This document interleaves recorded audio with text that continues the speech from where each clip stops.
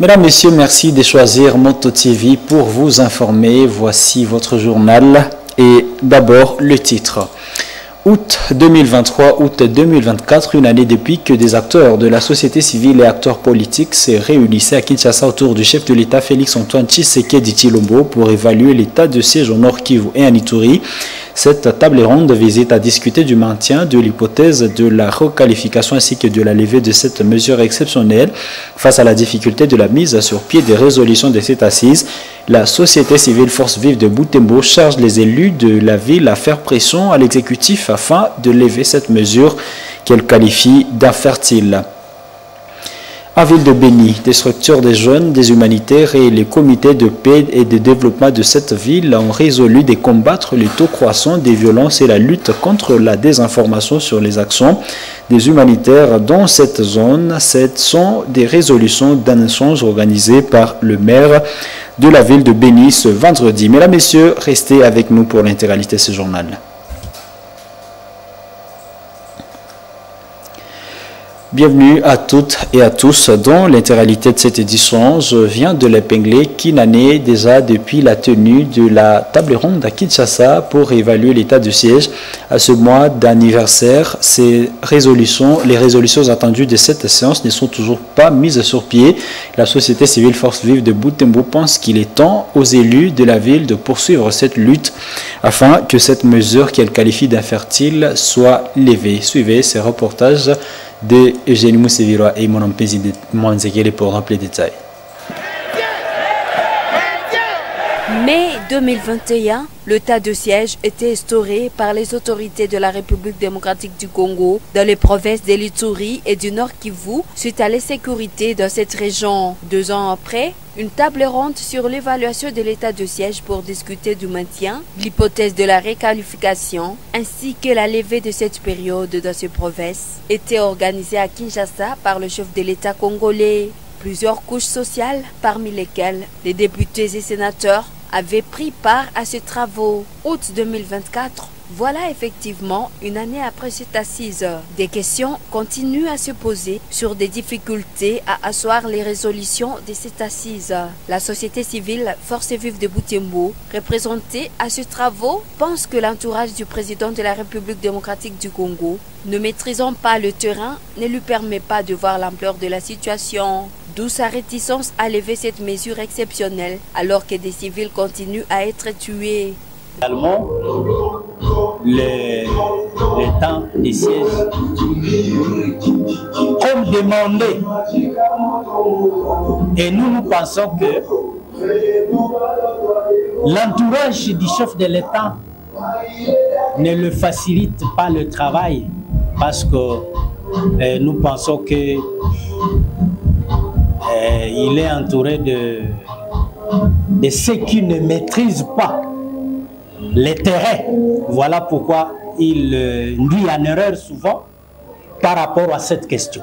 On s'attendait réellement vraiment à la levée de l'état de siège. Malheureusement, chose qui n'a pas rencontré le sentiment ou la volonté du chef de l'État.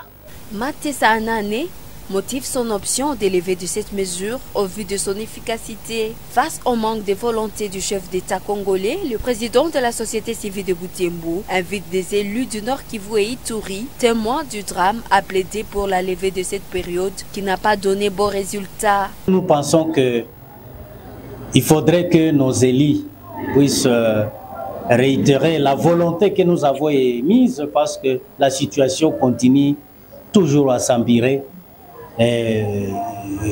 Nous pensons qu'il fallait qu'on laisse l'armée se concentrer plus à leur travail que d'être partagée par l'administration et au même moment la sécurité. Ce dernier conscientise de leur côté les habitants de ces régions à se prendre à charge et d'avoir une même visée afin d'espérer vivre une paix durable. La population doit se prendre à charge parce que nous semblons ne pas voir la volonté de ceux qui sont appelés à prendre les responsabilités quant aux problèmes qui écument notre région. Et qu'à un moment donné, il faudrait qu'il se lève comme une seule personne, avec une même visée, un même objectif pour mettre fin à cette situation qui a perduré longtemps. L'état de siège est une période exceptionnelle et temporaire proclamée par le gouvernement pour faire face à un péril national imminent en vue du maintien de l'ordre public. Au Nord Kivu et Ituri, en cette période, seul le gouvernement militaire dirige au détriment des civils.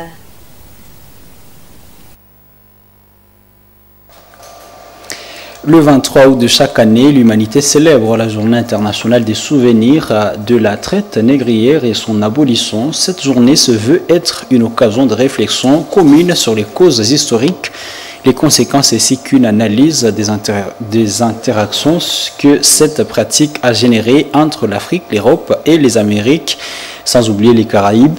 À Butembo, l'historien Kasereka Muhongia Wakavaro avance que la traite des Noirs a retardé le développement du continent africain, tel que nous rapporte ici Delphin Weya Eneli Mwengesali dans ce récit. La traite négrière, une tragédie produite pendant plusieurs années. Il s'agissait d'utiliser les Noirs comme des marchandises pour des travaux de mines. Kasereka Muhongia Wakawaro dissocie la traite des Noirs au racisme. D'après cet enseignant, même des prisonniers européens et les premiers occupants de l'Amérique ont été soumis aux mêmes travaux que les Noirs dans des plantations et mines. Après la découverte de l'Amérique, les Européens ont implanté des plantations et des mines. Et maintenant, les plantations et les mines avaient besoin d'une main-d'œuvre abondante. On a fait d'abord travailler la population originaire de l'Amérique, qu'on appelait les Amérindiens.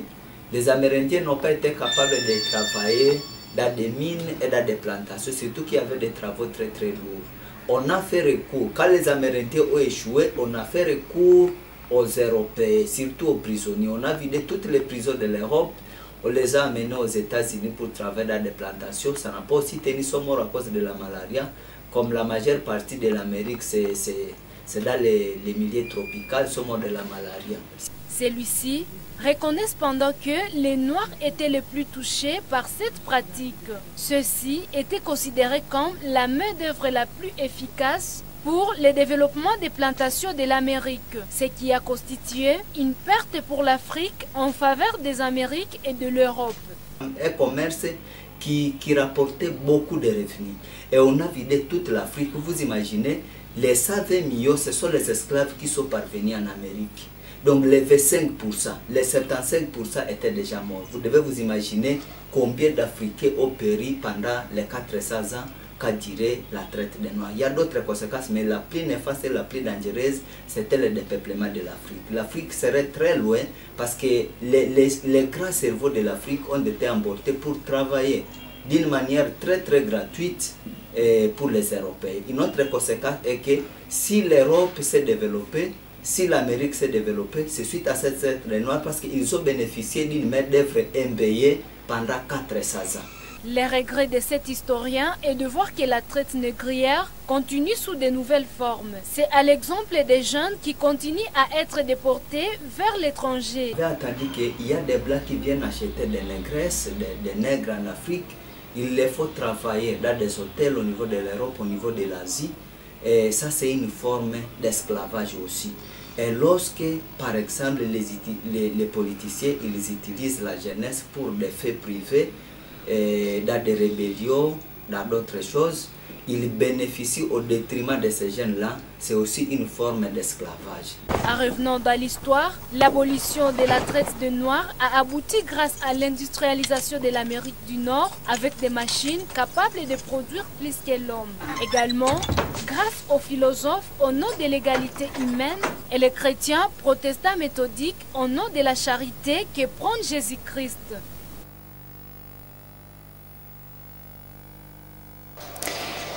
Rendons-nous à Béni, où des structures des jeunes ont échangé avec des humanitaires et le comité de paix et de développement de la ville de Béni. L'activité a été organisée par la mairie de Béni qui avait comme objectif la réduction des violences et la lutte contre la désinformation, visant les actions des humanitaires dans la zone. Des questions et recommandations ont été formulées entre les participants à cette séance.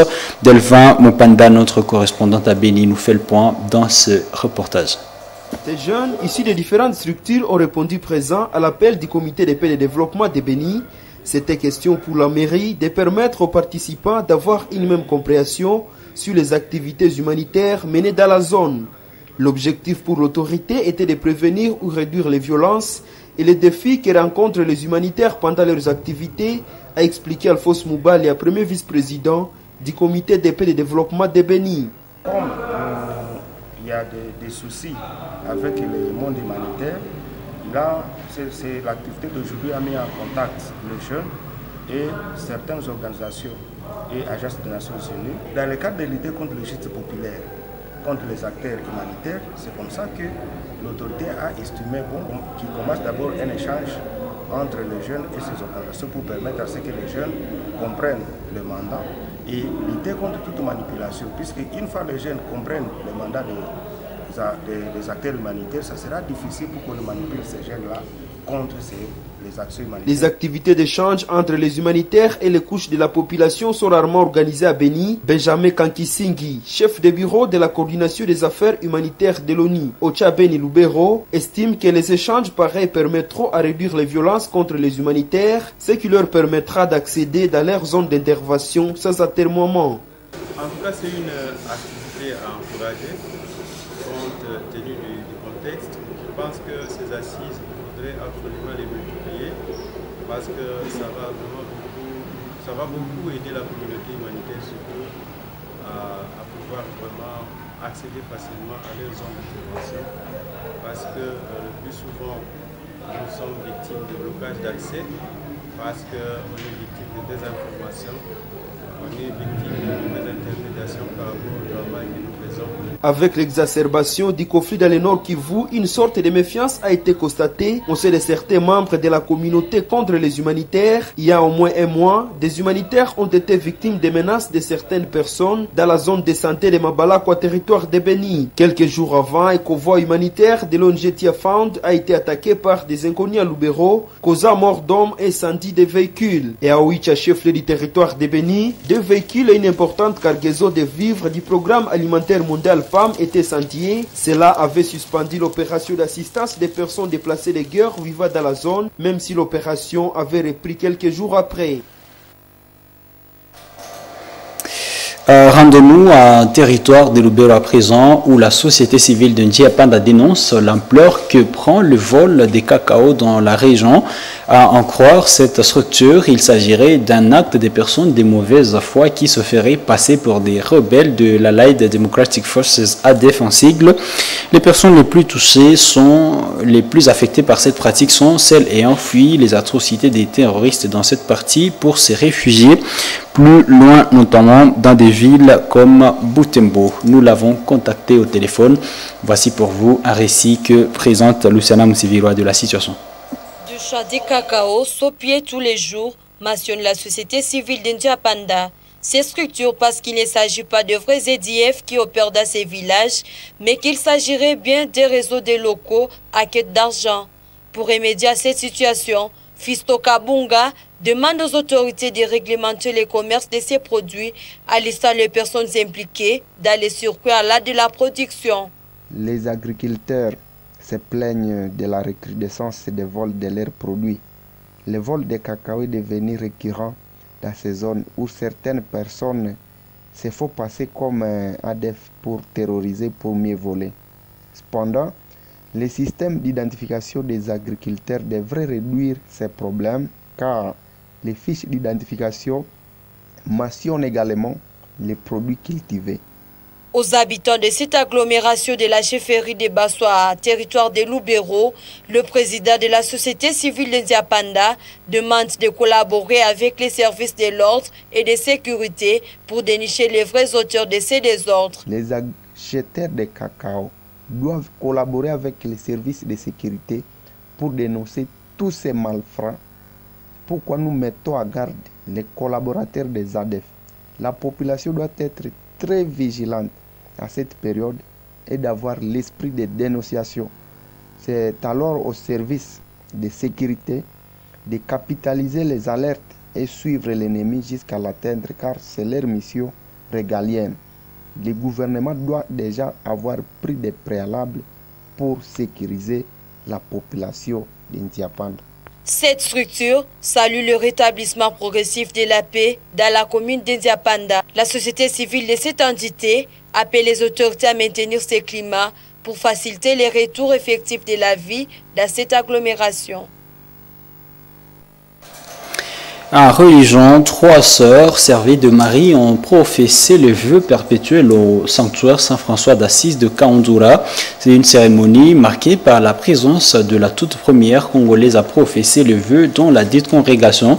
Il s'agit de la révérende Marie Emmanuela, originaire du diocèse de Butembo-Beni, qui a jubilé ses 25 ans de vie religieuse ce vendredi 23 août.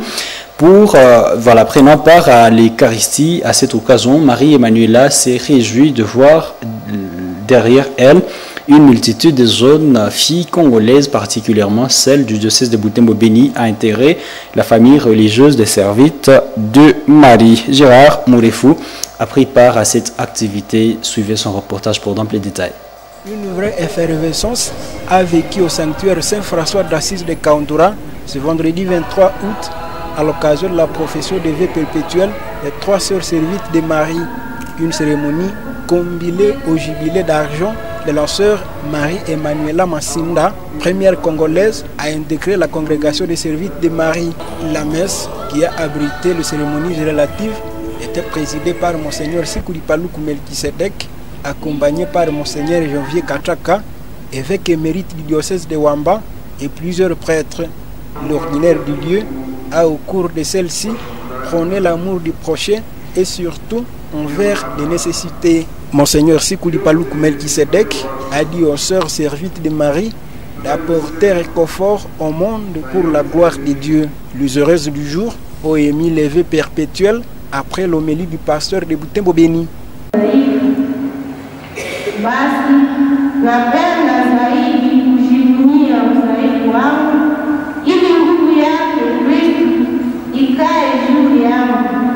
Pendant cette Eucharistie, la sœur Marie Emmanuela Massinda a célébré les 25 ans de vie religieuse. Celle-ci est la première Congolaise à intégrer la congrégation des servites de Marie. Elle s'est réjouie de voir derrière elle une multitude de jeunes filles congolaises, particulièrement celles du diocèse de Butembo-Beni, intégrer la famille religieuse des servites de Marie. J'ai connu les servites de Marie, d'abord à Bunyuka, puisque j'étudiais à Bunyuka. Il y avait des pères services. Ils m'ont mis en contact avec la famille, la congrégation féminine. Et c'est comme ça que j'ai pu intégrer la famille servite, puisque j'ai aimé leur charisme. J'ai été attirée par leur charisme de fraternité, de service, de piété, avec la dévotion mariale. Je suis heureuse d'avoir de nombreuses sœurs, puisque quand j'étais seule, je me demandais ce que sera la congrégation ici. Alors je demande à toutes les sœurs de persévérer. Le chemin n'est pas toujours facile, mais possible. C'est pour cela que nous célébrons le jubilé aujourd'hui, le 25. Les sœurs servites de Marie exercent leur mission au diocèse de Butembo-Beni, particulièrement dans la paroisse Sainte-Croix-Tchabouiri, Notre-Dame de l'Annonciation de Butrahera et à paroisse Massouri. Nous allons boucler cette édition par une page sportive. La liste des léopards de la RDC sélectionnés pour les 2 premières journées des éliminatoires de la Coupe d'Afrique des Nations CAN Maroc 2025 est connue.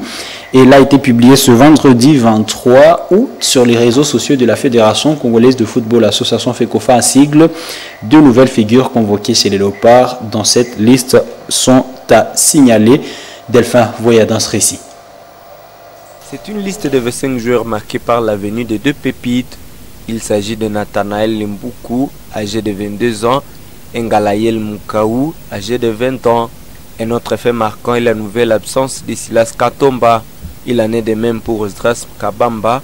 L'actuel passionnaire du FC Saint-Éloi Lupopo se voit débarquer de la liste au profit de Lionel Passy, qui va faire son retour à sélection après sa longue blessure. En défense, Joris Kayembe, Arthur Maswaku, Chancel Mbemba, Enoch Inonga, Dila Batumbisika, Axel Tunzembe, Gedeo Kalulu et Rocky Bouchiri formant la colonne.